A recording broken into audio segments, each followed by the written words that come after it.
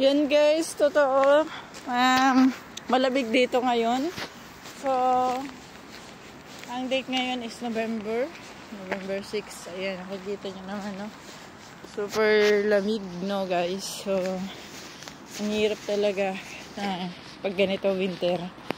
So, pwede naman kayong, kung marunong kayo mag-drive, pwede kayong bumili ng sasakyan dito kapag nandito na kayo sa Czech Republic. Tapos kung kayo ay merong license dyan sa atin sa Pinas, pwede nyo yung magamit dito guys.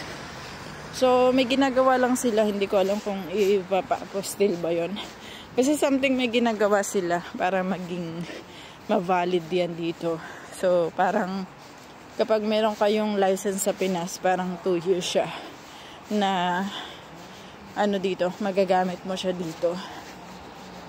Pero kapag hindi ka marunong mag-drive, pwede ka rin naman dito na magkuha ng driver's license mo, and then 10 years na yung ano nun, validity nun. So, syempre, ang itatanong nyo, paano yun, hindi naman kami nakakaintindi ng Czech, diba? So, paano kami mag-e-exam ng mga ganyan license? So, mayroon po siyang translation. May translator kayo. So, kung ang mga lokal, ang binabayaran lang nila ay nasa 18 to 20,000 crowns.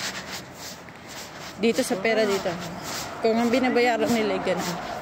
Kapag mga may translator, magpa-plus 5,000 yun. So, minsan 25 to 27,000 crowns yung babayaran nyo. Pero 10 years validity naman. So, sa nagtatanong, syempre, hindi po ako kumuha kasi malapit lang yung bahay ko sa trabaho ko. And magkano lang naman ang pamasahe ko monthly is 300. Eh syempre kung may sasakyan ka naman is kailangan mo rin na mag gasolina or may maintenance. Kaya so nagtitis po ako ng ganito, nakabas.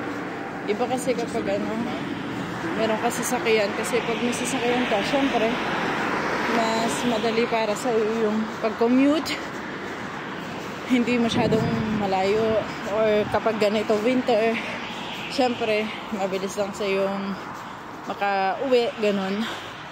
Hindi kagaya namin na naglalakad pa ng medyo mahaba.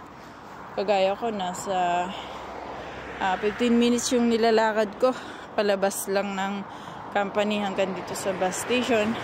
Unlike kapag may sasakyan ka or sarili mo yung sasakyan, 5 minutes pwede ka na makalabas kasi medyo malapit yung gate doon sa anuhan ng parking ng sasakyan. So yun yung kaibahan, no? Syempre ang kinukonsider ko rin kasi is yung maintenance. Medyo mahal kasi syempre maintenance, ganyan. Kailangan mo mag-change oil, kailangan mo ng gulong. Syempre pag winter, iba yung gulong ng sasakyan natin. Kahit naman doon sa Japan dati before, noong nandun ako sa Japan, once sinasabi ng mga ni Honchi na once na winter, iba yung gulong nila or pinapalitan nila yung gulong. So isa din yun sa pwedeng maging gastos nyo once na naisipan nyo na kayo ay mag-car dito. Pero kung convenient para sa inyo, kung mas okay para sa inyo, so pwede po kayo dito na mag-adika na sasakyan. And sabi ko nga sa inyo, after 6 months, pwede nyo na ring makuha ang inyong pamilya. So sa ngayon yun kasi meron silang rumor na sinasabi na baka daw maging 15 months na nag-stay kayo dito sa Czech Republic bago nyo makuha yung family nyo. But so far, sa ngayon is nasa 6 months pa lang, pwede nyong makuha yung inyong family basta pumasa kayo doon sa kanilang mga requirements. Hindi yun basta nagustuhan nyong papuntahin dito yung family nyo is pwede na siya pumunta. Kailangan makomply nyo muna yung requirements, like dapat abot nyo kung ito yung bus ko. Yan. Meron siya kasi time. Dapat abot nyo yung time limit niya ng requirements. So, ibig sabihin, halimbawa, kailangan 25,000 crowns ang inyong salary monthly. So, yan. Pasok na ako dito sa ano namin. Anyway, dyan muna kayo. Thank you.